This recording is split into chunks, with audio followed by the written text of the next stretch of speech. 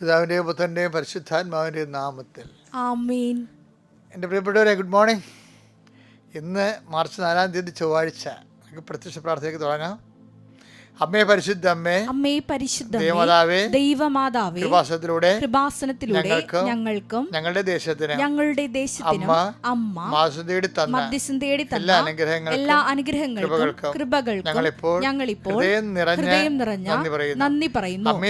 അമ്മേ പരിശുദ്ധ ദൈവമാതാവേ, 2004 ഡിസംബർ 7-ാം തീയതി ഉച്ചകഴിഞ്ഞ് 2:30 കൃപാസനത്തിൽ സംഭവിച്ച അമ്മയുടെ പ്രത്യക്ഷപ്പെടലിനെ കുറിച്ച് സഭയ്ക്ക് സമർപ്പിച്ചിരിക്കുന്ന പഠനരേഖകളുടെ മേൽ സഭാത്മകമായ പഠനങ്ങൾ ആരംഭിക്കുവാൻ ഞങ്ങൾ താഴ്മയോടെ പ്രാർത്ഥിക്കുന്നു. അമ്മേ പരിശുദ്ധ ഭൂസ്വർലോകങ്ങളുടെ രാജ്ഞിയായ അങ്ങേയ്ക്ക് ഭൗമ സംരക്ഷണത്തിനായി പ്രപഞ്ചപ്രകൃതിയെ തന്നെ തിരുസഭ പ്രതിഷ്ഠിക്കുവാൻ ഈ പ്രത്യക്ഷീകരണം വഴി ഇടയാക്കിയിടമേ. പരിശുദ്ധമ്മേ, ജപമാല മാതാവേ, സകല കൃപാസനം പ്രാർത്ഥനയോടും ചേർത്ത് ഞങ്ങളിപ്പോൾ പ്രാർത്ഥിക്കുന്ന ഈ കുടുംബത്തിന്റെ പ്രത്യേക നിയോഗം. പരമക്കളെ,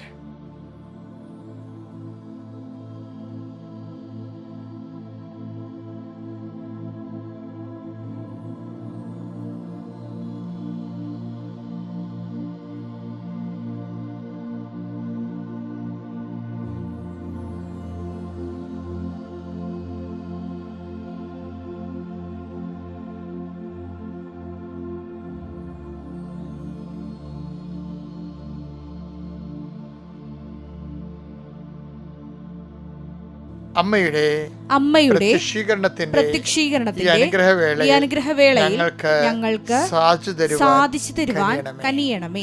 ആമേൻ. വിശ്വാസ പ്രമാണം.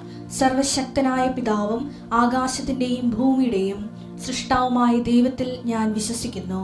അവിടുത്തെ ഏകപുത്രനും ഞങ്ങളുടെ കർത്താവുമായ ഈശോ മിശിഹായിലും ഞാൻ വിശ്വസിക്കുന്നു. ഈ പുത്രൻ പരിശുദ്ധാത്മാവിനാൽ ഗർഭസ്ഥനായി കന്യകാമറിയത്തിൽ നിന്ന് പിറന്ന് പൊന്തിയോസ് പീലാത്തോസിന്റെ കാലത്ത് പീഡകൾ സഹിച്ച് കുരിശിൽ തറയ്ക്കപ്പെട്ട് മരിച്ച് അടക്കപ്പെട്ട് പാതാളങ്ങളിൽ ഇറങ്ങി മരിച്ചവരുടെ ഇടയിൽ നിന്ന് 3-ാം നാൾ ഉയർത്ത് സ്വർഗത്തിലേക്ക് എഴുന്നള്ളി സർവശക്തിയുള്ള പിതാവായ ദൈവത്തിന്റെ വലതുഭാഗത്തിരിക്കുന്നു. അവിടെ നിന്ന് ജീവിക്കുന്നവരെയും മരിച്ചവരെയും വിധിക്കുവാൻ വരുമെന്നും ഞാൻ വിശ്വസിക്കുന്നു. പരിശുദ്ധാത്മാവിലും ഞാൻ വിശ്വസിക്കുന്നു. വിശുദ്ധ കത്തോലിക്കാ സഭയിലും പുണ്യവാന്മാരുടെ ഐക്യത്തിലും പാപങ്ങളുടെ മോചനത്തിലും ശരീരത്തിന്റെ ഉയർപ്പിലും നിത്യമായ ജീവിതത്തിലും ഞാൻ വിശ്വസിക്കുന്നു. ആമേൻ. സ്വർഗ്ഗസ്ഥനായ ഞങ്ങളുടെ പിതാവേ, അങ്ങയുടെ നാമം പൂജിതമാകണമേ. അങ്ങയുടെ രാജ്യം വരണമേ.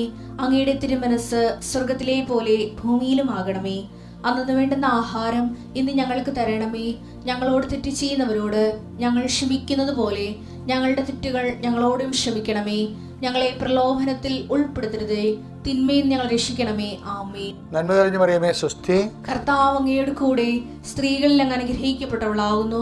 അങ്ങയുടെ ഉദരത്തിൻ ഫലമായി ഈശോ അനുഗ്രഹിക്കപ്പെട്ടവനാകുന്നു. പരിശുദ്ധ മറിയമേ, തമ്പുരാന്റെ അമ്മേ, പാപികളായ ഞങ്ങൾക്ക് വേണ്ടി ഇപ്പോഴും ഞങ്ങളുടെ മരണസമയത്തും തമ്പുരാനോട് അപേക്ഷിക്കണമേ. ആമേൻ.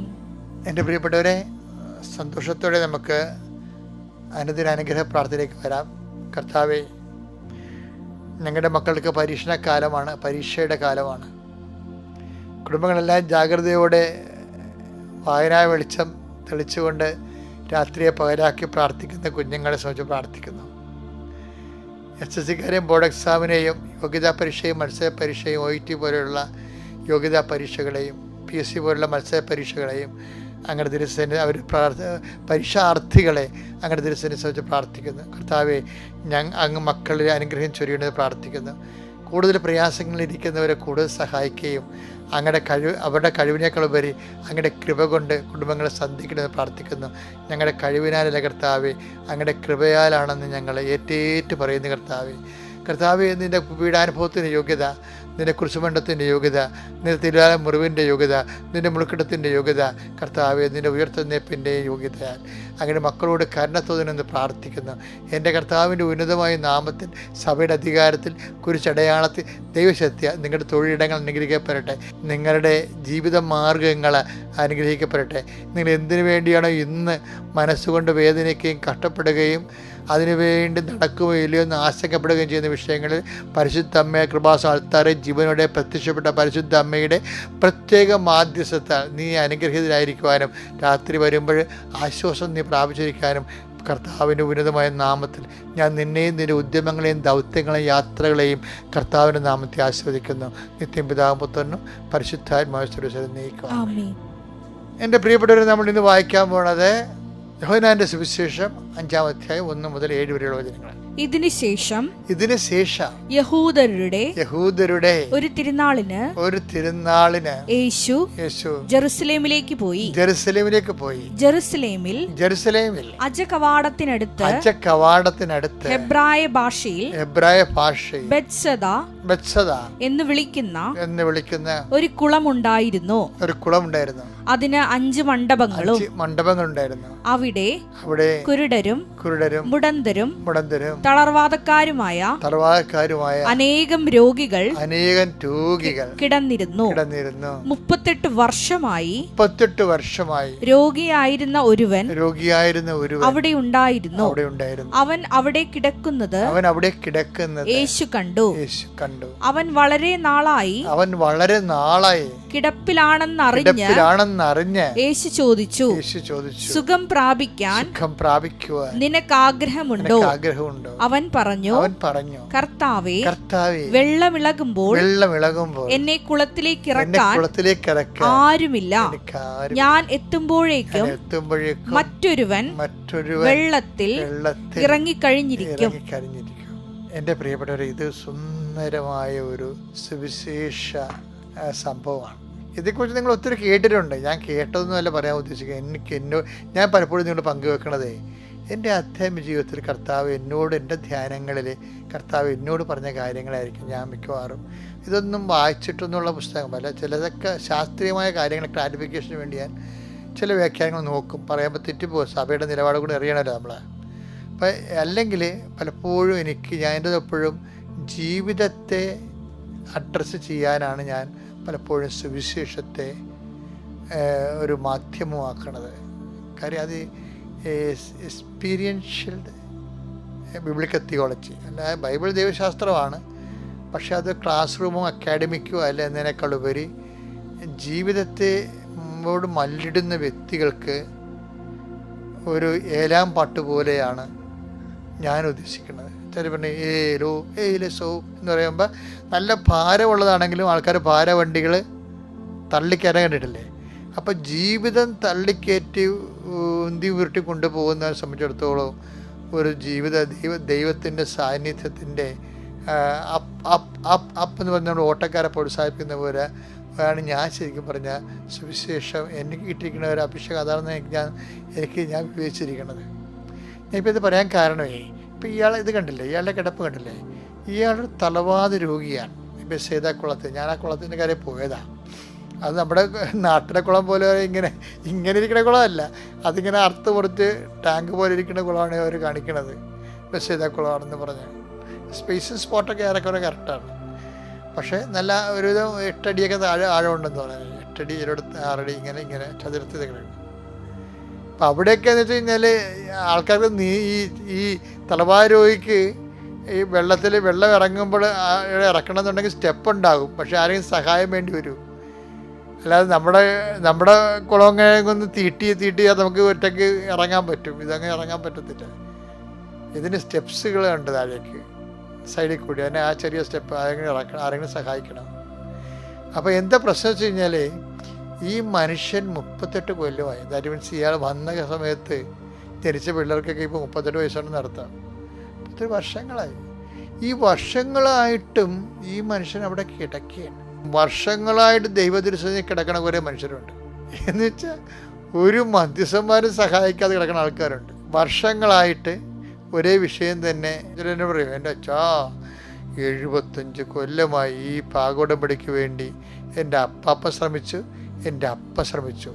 ഇപ്പം എൻ്റെ കാലത്ത് എൻ്റെ മരുമകൾ ആണ് കല്യാണം കഴിച്ച് വന്നപ്പോഴാണ് അവളാണ് എൻ്റെ പുറകെ തൂങ്ങിയിട്ട് ഇപ്പം പെട്ടെന്ന് ഉടമ്പടി എടുത്തപ്പോൾ നടന്നതെന്ന് പറയും. അപ്പോൾ ഞാൻ ഓർക്കുകയും ചില കാര്യങ്ങളിങ്ങനെ നീണ്ടു പോയേക്കാണ്. ആ മരുമകൾ പുതുതായിട്ട് വന്നതാണ് അവൾ. അപ്പോൾ അവൾക്കാണ് അവിടെ വിശ്വാസത്തോടു കൂടി അത് ആ ഉടമ്പടി ചെയ്തിട്ട് ഈ ഉടമ്പടി ചെയ്യാൻ വേണ്ടി ദൈവത്തിൻ്റെ കരുണയെ ആശ്രയിച്ച് അത് വർക്കൗട്ടാക്കി എടുത്തിരിക്കണത്. ഇപ്പം ചില കാര്യങ്ങൾ ഇങ്ങനെ ലാഗ് ചെയ്യുന്ന കാര്യമാകാം, പക്ഷേ ലാഗ് ചെയ്ത കാര്യങ്ങളായാലും ഇപ്പം അതുകൊണ്ട് ഞാനിതെല്ലാം പിടിക്കണത്. ഇപ്പം 25 കൊല്ലം മക്കളിൽ എന്ന് പറഞ്ഞാലും ഞാൻ ഉടമ്പെടുത്ത് നമുക്ക് നോക്കാം എന്ന് പറയും. എന്താ കാര്യം? കർത്താവ് ഏത് അന്ത്യവിനാഴികയ്ക്കും ഇടപെടുന്ന സ്വഭാവമാണ്. 18ാമത്തെ കൊല്ലം അവൻ അവിടെ കിടക്കുന്നത്, നീ ഇതൊക്കെ കേൾക്കണം കേട്ടോ. ഇന്നത്തെ യാത്രയ്ക്ക് മുമ്പേ അവൻ അവിടെ കിടക്കുന്നത് അവൻ കണ്ടുവെന്നാണ്. പലരും കണ്ടു കാണുവേ, പല അണ്ണന്മാരും കാണേണ്ടവൻ കാണാതിരിക്കുന്നതും കാരണം വേറെ ആരും കണ്ടിട്ട് കാര്യമില്ല. കുറേ അണ്ണന്മാർ കണ്ടു, പഞ്ചായത്ത് മെമ്പർ കണ്ടു അല്ലേ, ചിലപ്പോൾ മന്ത്രിമാരോട് പോയി കാണും, ചിലപ്പോൾ നിയമജ്ഞന്മാർ പോയി കാണും. ഒരാൾ കർത്താവിന് ഇഷ്ടമാണെങ്കിൽ പോണ ആൾക്കാരൊക്കെ പേര് പറയാനേ സമരക്കാരൊക്കെ അതേ പറയുന്നുണ്ട്. പുരുകുതം പോയി, ലവയാൻ പോയി എന്നൊക്കെ പറയണില്ലേ. അതുപോലെ ഇവൻ്റെ അടുത്ത് കൂടി പുരോഹിതൻ ലവയാനും അതുപോലെയുള്ള പല ആൾക്കാർ നിയമജ്ഞരും രാജാക്കന്മാരും ഭടന്മാരും ഒക്കെ പോയി കാണാം. ഒത്തിരി പേര് ഇവൻ്റെ കാഴ്ച കണ്ട് കാണും. പക്ഷേ കാണേണ്ടവൻ കാണണം. അതുകൊണ്ടാണ് ഞങ്ങൾക്ക് അവരുണ്ട് ഇയാൾ ആ ടൈപ്പായിരുന്നു, ഞങ്ങൾക്ക് അവരുണ്ട് ഇവരുണ്ട് എന്നൊക്കെ പറയാം. ചിലർ പറയല്ലേ മന്ത്രിയുടെ PA ആണ് എൻ്റെ അമ്മാവൻ്റെ മകൻ എന്നൊക്കെ പറയത്തില്ലേ. ഞങ്ങൾക്ക് അവരുണ്ട് ഇവരുണ്ട് എന്നൊക്കെ പറയും. ഈ ഒത്തിരി വീമ്പിളക്കായിരിക്കണം നല്ല കേട്ടോ, ഹെൽത്തി. അതറിയാമോ? ഇവരാരും നമ്മളെ തക്ക സമയം സഹായിക്കത്തില്ല. ഇവർ പലരും ഉണ്ടെന്ന് വിചാരിച്ചുകൊണ്ട് നിങ്ങൾ കാണേണ്ടവനെ കാണിക്കത്തില്ല, ദൈവത്തിൽ ആശ്രയിക്കത്തില്ല. ഇയാളും പണ്ട് അങ്ങനെയായിരുന്നു. ഇയാൾക്ക് പല ആൾക്കാരുണ്ടായിരുന്നു. ഒത്തിരി പേര് ഇയാളെ വെള്ളം പിടിച്ചെടുക്കാൻ വേണ്ടി കുറേ ആൾക്കാരുണ്ടാവില്ല. യഹൂദന്മാർ അങ്ങനെ പരസ്പരം സഹായിക്കുന്ന ആൾക്കാരല്ലെങ്കിൽ പോലും പൊതുവെ നോക്കുമ്പോൾ നമുക്ക് സഹായിച്ചവരും ഉണ്ട്. ഇപ്പം യഹൂദന്മാരൊക്കെ അടച്ചുകുറ്റം പറയല്ലേ ഞാൻ. സമരക്കാരുടെ കാര്യത്തിൽ ഒത്തിരി പേരിങ്ങനെ നിരുത്തരവാദിത്തം കാണിക്കുന്നുണ്ടെങ്കിലും ഒരുത്തൻ്റെ വീട് പൊളിച്ച് 4 പേര് കൂടി കട്ടിലോടുകൂടി ഇറക്കുന്ന ആൾക്കാരില്ല. അതുപോലെ അങ്ങനെ കുറേ ആൾക്കാർ ഇയാൾക്കും പണ്ടുണ്ടായിരുന്നതാണ്. ഇപ്പം വിളകും. റാഫേൽ മാലാഖെ ബഷേദക്കുളത്ത് ഇറങ്ങുമ്പോൾ കലക്കും. അപ്പോൾ പിടിച്ചു കിടത്താതെ ഇയാൾക്ക് നല്ല ആരോഗ്യമുണ്ടായ കാലത്ത് ആരോഗ്യമുള്ള ചെറുപ്പക്കാരൊക്കെ ഇയാളുടെ കൂടെ ഉണ്ടായതാണ്. ഇപ്പം ശരിയാക്കി തരാമെന്ന് പറഞ്ഞ് കുറേ ആൾക്കാർ ഇയാളുടെ കൂടെ ഉണ്ടായാണ്. ചിലപ്പോൾ ഇവിടെ ഭാര്യയും ഉണ്ടായി. മിക്കവാറും ഡൈവേഴ്സ് ചെയ്ത് പോയി കാണും. മിക്കവാറും ഇത്രയും വർഷങ്ങളല്ലേ. ഇയാൾ തലവാതിലൊക്കെ കണ്ട് ഇയാൾക്കളെ കൊണ്ട് പ്രത്യേകിച്ച് പ്രയോജനമൊന്നുമില്ലല്ലോ. അപ്പം അതുകൊണ്ട് അവർ ചിലപ്പോൾ പോയി കാണും. മക്കളും ഉണ്ടായിക്കണമെങ്കിൽ മക്കളും ഇയാൾ തറവാതിരമാണ്. തറവാതിര കൂടെ നിൽക്കാൻ പാടാണ് ഭയങ്കര. ഇയാളുടെ മലമൂത്രങ്ങളൊക്കെ ഇയാൾ ആരാണിത് ഇതൊക്കെ നോക്കണത് അറിയാം. കാര്യം തളർന്ന് കിടക്കുന്ന ആളല്ലേ. അപ്പോൾ ഇത് നിന്നെ ഇപ്പോൾ ഭാര്യയ്ക്കും വേണ്ട, മക്കൾക്കും വേണ്ട, ഭർത്താവിനും വേണ്ട, നാട്ടുകാർക്കും വേണ്ട, കൊണ്ടുവന്നവർക്കും വേണ്ടെന്ന് പറഞ്ഞാലും നിന്നെ വേണ്ട ഒരാളുണ്ട്. അതാണ് പറയണത്. അവൻ അവിടെ കിടക്കണത് അവൻ കണ്ടു. 38 വർഷമായെന്ന് മനസ്സിലായെന്ന്. എന്തൊരു ഈശോനെ കാണുമ്പോഴേ വല്ലാണ്ടായിപ്പോയി നമ്മൾ. അത്രയ്ക്ക് സംഭവമാണ് പറയണേ. അവനവിടെ കിടക്കണം. ഇതാണ് കർത്താവ്. അതാണ് നമ്മുടെ വീട്ടിലൊക്കെ ഈ തിരുദയമൊക്കെ ഇരിക്കുമ്പോഴേ, ഹൃദയത്തിൻ്റെ രൂപം നമ്മുടെ വീട്ടിലേക്ക് എഴുതി. ഹൃദയത്തിൻ്റെ രൂപമില്ലാതെ ഒറ്റ വീടുണ്ടാകരുത്.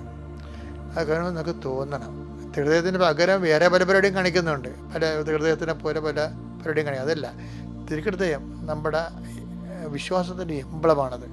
ആത്മബന്ധത്തിൻ്റെ ഒരു അടയാളമാണ് ദൈവമായിട്ടുള്ളത്. അപ്പോൾ പറഞ്ഞ് അവനവിടെ കിടക്കുന്നത് അവൻ കണ്ടു. അവനൊറ്റ ചോദ്യം ചോദിച്ചോളൂ, ഈ സിറ്റുവേഷനിലാണ് do you want to heal? നിനക്ക് സുഖം പ്രാപിക്കാൻ ആഗ്രഹമുണ്ടോ? അപ്പോൾ അയാൾ പറഞ്ഞ് എന്നെ സഹായിക്കാൻ ഒത്തിരി പേരൊക്കെ ഉണ്ടായിരുന്നു, ഒത്തിരി പേര് സഹായിക്കുമെന്ന് ഞാൻ പ്രതീക്ഷിച്ചിരുന്നു. ഇപ്പോഴാരുമില്ല. ചിലരെന്ത് പറയണമെന്നറിയാമോ? ഇവിടുത്തെ പ്രശ്നം ഇവനെ സംബന്ധിച്ചിടത്തോളം ഇപ്പോഴാരുമില്ലെന്ന് പറയത്തില്ലേ, അതിനാണ് 10 മാർക്ക്. എന്താ കാര്യത്തിൽ നമ്മൾ ഗതി കെട്ടാൽ പോലും നമ്മൾ പറയത്തില്ല നമുക്ക് ആരും ഇല്ലെന്നുള്ളത് പറയത്തില്ലല്ല. അഹങ്കാരം ഉണ്ടേ, മനുഷ്യന് അഹങ്കാരം ഉണ്ടാവില്ല. ഇല്ല ഞാൻ നോക്കിക്കൊള്ളാം ആര്. അപ്പോൾ എന്ന് വെച്ച് കഴിഞ്ഞാൽ ആരുണ്ട്, ആര് സഹായിക്കും, ആര് നിൽക്കുമെന്നെ കുറിച്ച് നമുക്ക് അറിയില്ല. പക്ഷേ എന്നാലും നമുക്ക് നമ്മുടെ ഇടം മറ്റുള്ളവരെ അറിയിക്കാൻ നമുക്ക് ഭയങ്കര പ്രയാസമാണ്. പ്രത്യേകിച്ച് കുറച്ച് സ്റ്റെപ്പ് അപ്പിൽ ജീവിക്കുന്ന ആൾക്കാർക്ക് അത് ഇത്തിരി പാടായിരിക്കും. വർത്തകളൊക്കെ വിളിച്ച് പറയും, ആരും ഇല്ലൊക്കെ വിളിച്ച് നിലവിളിക്കുകയൊക്കെ ചെയ്യും. അതല്ല, നമ്മളെപ്പോഴും ദൈവത്തെ ഈ ഒരു വിഷയത്തേക്ക് ക്ഷണിക്കുമ്പോൾ നമ്മുടെ സ്റ്റാറ്റസ് ഒന്ന് ലോ ചെയ്യണത് എപ്പോഴും നല്ലതാണ്. ചില ആൾക്കാർ ഭയങ്കര ജപ്തിയാണ്, കഷ്ടപ്പാടാണെന്നൊക്കെ പറഞ്ഞാലും ഒരിക്കലും ഇടവപ്പള്ളി പോകത്തില്ല, കൃപാസക്തി വരും. എന്താ കാര്യം? നമ്മുടെ ഇടവപ്പള്ളി ചെന്ന് പ്രാർത്ഥിച്ച് കൈയൊക്കെ വിരിച്ച് നിന്ന് പ്രാർത്ഥിച്ചാൽ നമുക്കെന്തോ കുഴപ്പമുണ്ട്. ചില കൃപാസക്തി വരത്തില്ല. എന്നറിയാമോ? കൃപാസക്തി വന്നാൽ എന്തോ പ്രശ്നമുള്ളത് കൊണ്ടാണല്ലോ കൃപാസക്തി വരണതെന്ന് മറ്റോട് ധരിക്കുകയില്ല. ഇപ്പം നമ്മുടെ നാട്ടുകാരെ പോലും കൃപാസക്തി കണ്ടാൽ എന്ത് ചെയ്യും? വിട്ടുകൊടുക്കാൻ തയ്യാറല്ല. പക്ഷേ ഈ മനുഷ്യൻ അങ്ങനെയല്ല. അയാൾ സമ്മതിച്ചു, എനിക്ക് ആരും ഇല്ലെന്ന് പറഞ്ഞു. ഉള്ളതുപോലെ അംഗീകരിക്കണം. എന്നിട്ട് ദൈവദൃശ്യം അത് ഏറ്റു പറയണം. അപ്പോൾ ദൈവം ആരാണെന്ന് നീ അറിയും. കർത്താവിനെ അനുഗ്രഹിക്കട്ടെ. വിശ്രാമം. അത്യപൂർവ ദൈവാനുഭവങ്ങൾ ഇനി നിങ്ങൾക്കും സ്വന്തം. ഈ യൂട്യൂബ് ചാനൽ ഇതുവരെ സബ്സ്ക്രൈബ് ചെയ്തിട്ടില്ലെങ്കിൽ ഇപ്പോൾ തന്നെ സബ്സ്ക്രൈബ് ചെയ്യുക. ഈ വീഡിയോ ഇപ്പോൾ തന്നെ നിങ്ങളുടെ സുഹൃത്തുക്കൾക്ക് ഷെയർ ചെയ്തുകൊണ്ട് കർത്താവിൻ്റെ പ്രേക്ഷിതരാകുക.